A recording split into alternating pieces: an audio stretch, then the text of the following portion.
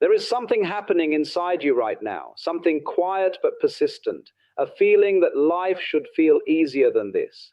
And here is what nobody told you. That feeling is not weakness. That restlessness pulling at you is not a flaw. It might actually be the most important signal you have ever received. Stay with me for a moment because what we are about to explore together could genuinely shift the way you experience everything.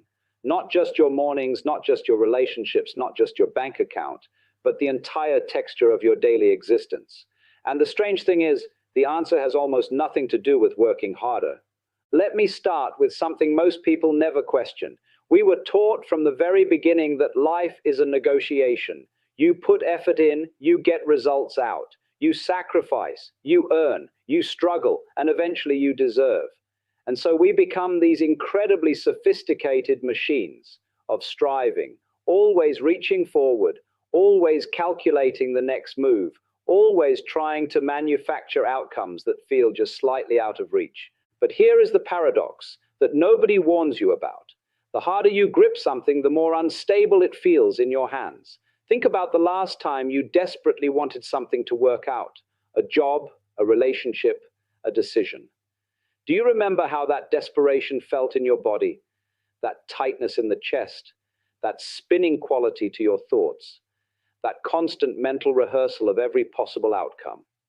And more often than not, the thing you were gripping so tightly either slipped away or arrived tasting different than you imagined, because somewhere underneath all that striving was something the universe was trying to tell you, and you were too busy planning to hear it.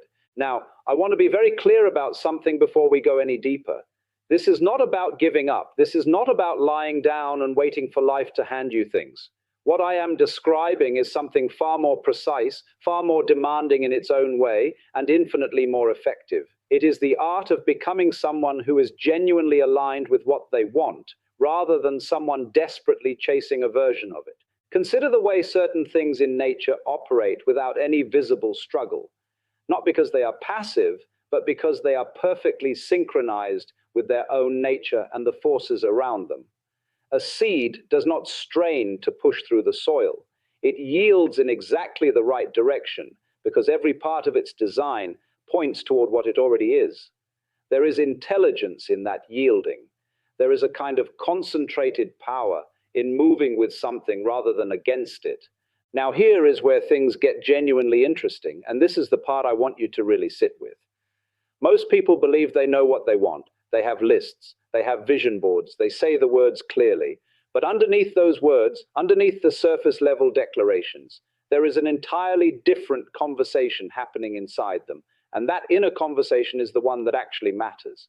When you say you want abundance, but spend the majority of your mental energy cataloging everything that is insufficient in your life, you are sending a very specific signal, not a verbal one, an emotional one, a felt one.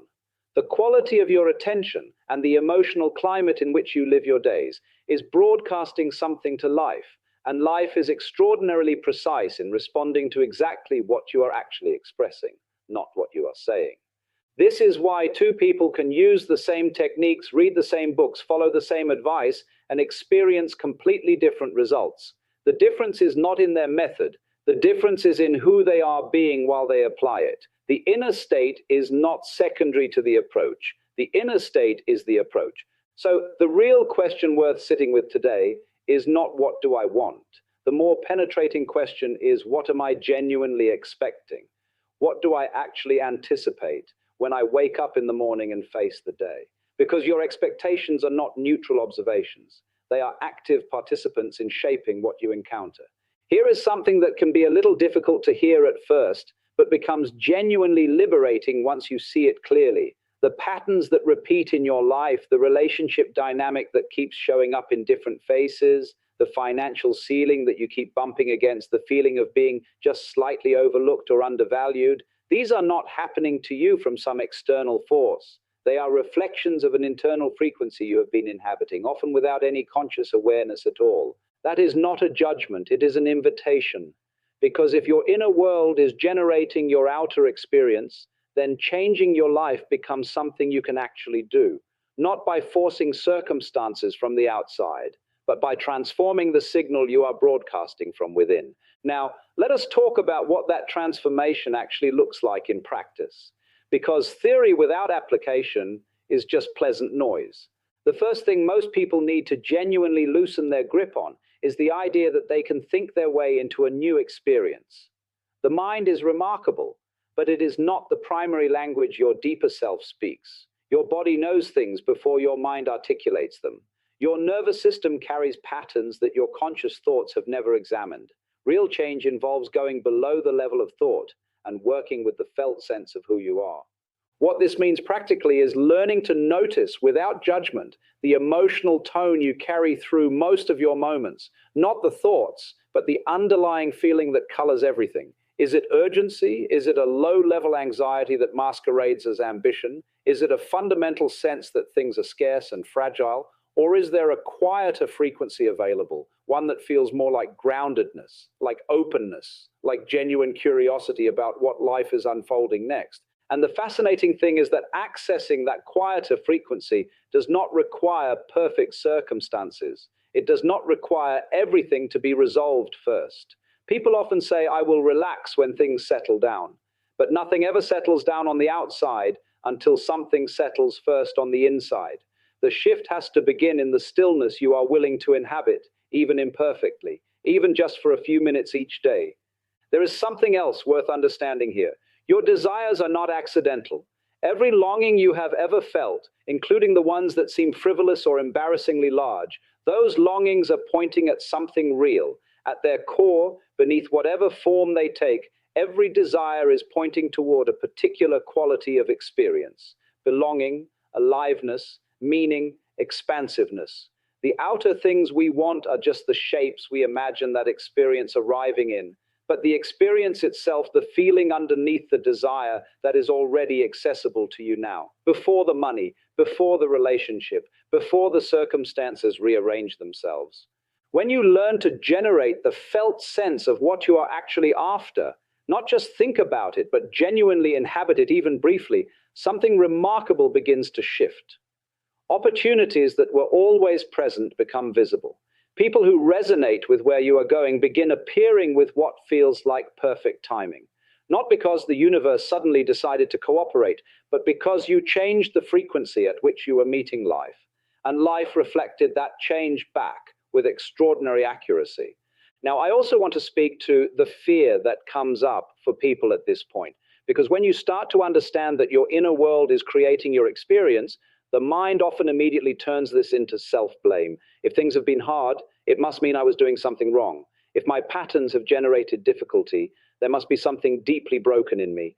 Please set that story down. It is not true, and it is not helpful. The patterns were not chosen consciously. They were inherited, absorbed, shaped by experiences you had before you had the language or the awareness to question them. Seeing them clearly now is not a condemnation. It is an awakening. And the moment you see a pattern, its power over you immediately begins to loosen, not because you fight it, but because unconscious forces only maintain their grip in the dark. So if you have been living as someone who expects things to be hard, who waits for the other shoe to drop, who holds love and opportunity at slight arm's length because deep down you do not quite believe you deserve them without conditions, the invitation today is simply to see that, gently, curiously, without the self-punishment that keeps the pattern locked in place. And then, in the most practical sense, begin practicing something different, not as a performance, not as forced positive thinking, but as a genuine experiment. Begin asking what it would feel like to genuinely trust life, not to know how everything unfolds, not to have certainty about every outcome, but to trust the process itself. The way you trust that morning will follow night. The way you trust that breathing out will allow breathing in. This trust is not passivity. It is not the absence of action. People who have genuinely found this place often describe becoming more effective, not less. Their actions become cleaner, less driven by anxiety, and more guided by clarity. The things they create carry a different quality because they are no longer building from scarcity, no longer constructing elaborate defenses against feared futures, but genuinely participating in life from a place of openness. And this brings us to something important about how abundance actually works. Most people treat abundance as a destination, a number in an account, a title, an address, a relationship status. But abundance is actually a state of perception before it is a condition of the world. The person who is genuinely abundant inside cannot help but encounter abundance in increasingly concrete forms, not because they visualized hard enough, but because they became someone whose natural orientation draws it in. Think about the people in your life who seem to consistently attract good things without visible effort. There is usually a quality about them that is difficult to name but easy to feel, a kind of settled ease, a sense that they are not desperate for any particular outcome. That quality is not luck. It is a cultivated inner frequency that happens to be magnetic to exactly the kinds of experiences they encounter. You can develop that, not by pretending nothing is wrong, not by covering over legitimate emotions with forced optimism, but by genuinely working to shift the baseline from which you operate. Day by day, moment by moment, one breath at a time, here is what this journey tends to look like when someone actually commits to it. In the beginning, there are glimpses, moments where you catch yourself in an old anxious thought loop, and something in you pauses and chooses differently.